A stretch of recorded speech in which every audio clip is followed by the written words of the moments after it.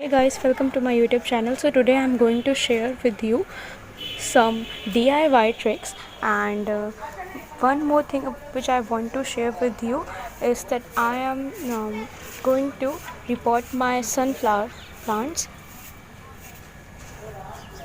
So I'm going to share with you how to repot your sunflower plants and which type of soil they need. So what I'm going to do is मेरा ये जो planter है इसमें सारे मेरे winter के flowering plants लगे हैं, पिटोनिया और गजानिया एंड डॉग फ्लावर्स जो खिल चुके हैं, बट हाँ थोड़े बहुत बाकी हैं जो खिल रहे हैं, तो मैं इसे फेंकूँगी तो नहीं, बट इन अभी भी कुछ तो हैं फ्लावरिंग पे जो अब स्टार्ट कर रहे हैं, बिकॉज सीड से ग्रो करने का थोड़ा बहुत तो होता ही है कि कभी अभी कोई प्लांट जो है वो देर से स्टार्ट करता है फ्लावरिंग। तो मैं इन जो प्लांटर है इसमें अपने सनफ्लावर के प्लांट्स लगाने वाली हूँ। इन सबको हटा के दूसरे पॉट में, छोटे पॉट्स में शिफ्ट कर दूँगी, बिकॉज अब ये जाने ही वाले हैं। So what you have to do is, आपके पास कुछ इस टाइप का हो तो आप ट्राई करें कि इसकी रूट्स जो भी फैली हैं वो टूटे ना, अगर आप सच में इस प्लांट को बचाना चाहते हैं। वैसे थोड़े दिन बाद ये ख़राब हो ही जाएंगे, समर में हो जाते हैं, बट आपको कोशिश करनी है कि इनकी रूट्स ना टूटें। तो पॉसिबली आप देखें कहाँ तक इनकी रूट्स गई हैं और पूरा एक साथ निकालें। That is better option. इसकी रूट्स एक साथ काफ़ी फैल गई हैं वैसे, देखिए। तो मैं अब सारे प्लांट्स को इसी तरीके से निकाल दूँगी एंड फिर आपके साथ शेयर करती हूँ कि हम लोग को इसे एंड सनफ्लावर के प्लांट्स को कैसे रिपोर्ट करना है। मैं सोच रही हूँ कि मैं इन 3 प्लांट्स को इस एक में ही पूरे में लगा दूँगी, इस एक प्लांटर में, तो ये अच्छे से चल जाएंगे एंड देखने में बहुत प्रिटी लगेंगे। तो ये हमारे सनफ्लावर के प्लांट्स के लिए सॉइल मिक्स है जो हम लोग यूज़ करेंगे। ये मैंने सॉइल ली है, 50% हमारी सॉइल है, 20% हमारी ये कोकोपीट है, कैन सी, और ये हमारी नीम खली है। अभी ड्यू टू लॉकडाउन मेरे पास फर्टिलाइज़र्स थोड़े ख़त्म हो गए और मेरे पास ये नीम खली है। मैं इसमें और नीम खली ऐड करूँगी और इसके अलावा मैं इसमें यहाँ पे गार्डन ब्लूम फर्टिलाइज़र यूज़ करने वाली हूँ। तो गार्डन ब्लूम फर्टिलाइज़र में इसमें, क्योंकि 3 प्लांट्स लगाने हैं, तो एक प्लांट के लिए अगर आपका प्लांट मैच्योर हो तो उसको 2 स्पून देना चाहिए। और यहाँ पे मेरे पास क्योंकि 3 प्लांट हैं तो दिस इज़ 1 2 3 4 5 6, तो मैं यहाँ पे इतना ही फर्टिलाइज़र यूज़ करने वाली हूँ, गार्डन ब्लूम फर्टिलाइज़र। ये ऑर्गेनिक फर्टिलाइज़र है, आप भी इसको बाय कर सकते हैं। तो I am gonna mix it well.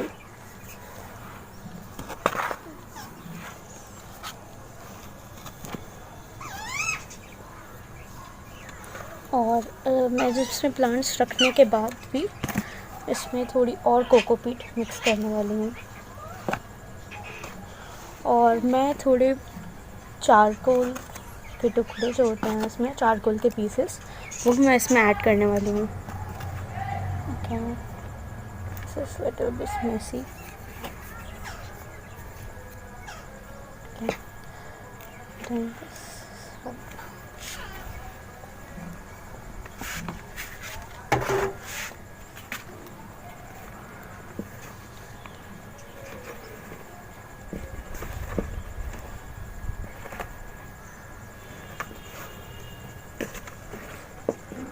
हमें हमेशा ध्यान रखना चाहिए हमारी सॉइल वेल ड्रेन्ड होनी चाहिए। हम लोग कोई भी प्लांट लगाएं उसकी सॉइल वेल ड्रेन्ड होनी चाहिए। हमें कुछ इस टाइप की सॉइल चाहिए होती है प्लांट्स के लिए।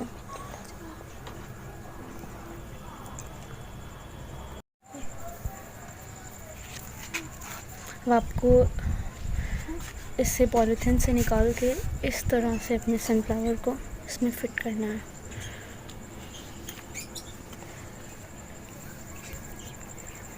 और ऐसे मैंने इसे फिट किया और इसे भी यहाँ लगाया है। अब मैं इसके लिए इस तरह से थोड़ा स्पेस बनाऊंगी, बीच में थोड़ी स्पेस हो, बिकॉज नहीं तो रूट्स आपस में काफ़ी ज़्यादा टैंगल्स हो जाती हैं, तो वो प्लांट के लिए अच्छा नहीं रहता। ओके, मैं इसमें भी और सॉइल डालने वाली हूँ, तो यहाँ पे थोड़ी जगह बनाएंगे दूसरे प्लांट के लिए। What you have to do is रखना, tear it of.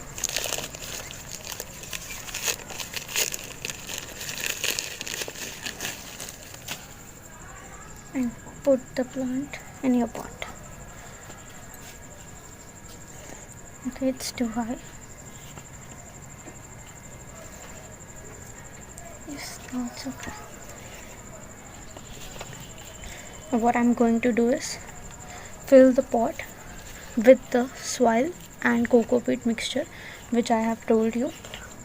50% of soil, 20% of coco peat, and 30% of the fertilizers, or you can change the ratio by 30% of the coco peat and 20% of the fertilizers.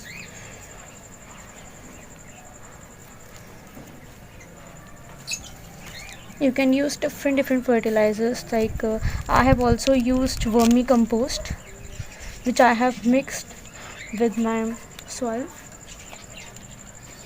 तो मैंने आपको नहीं show किया vermi compost, but मैंने vermi compost और नीम खली भी इसमें यूज़ की है, जो मैंने आपको दिखाई थी, और गार्डन ग्रूम फर्टिलाइज़र भी यूज़ किया है मैंने आपके साथ इसमें। सो ये मेरे सनफ्लावर्स के प्लांट अब लग गए हैं। ये वही जो मैंने सीड से ग्रो किया था, इसमें बड़े वाले भी हैं मेरे पास, बट कल मैंने इसको लगाया था एंड फिर इसको मैंने धूप में रख दिया तो थोड़ा ख़राब हो गया, बट ये सही हो जाएगा। सो और ये जो प्लांट्स मैंने इसमें से निकाले हैं, ये वो वाले प्लांट्स हैं, देखिए। कड़ी से मैं अभी लगा दूँगी।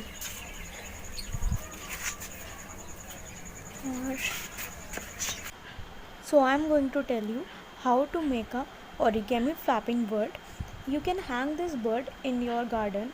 It will give a very good look to your garden.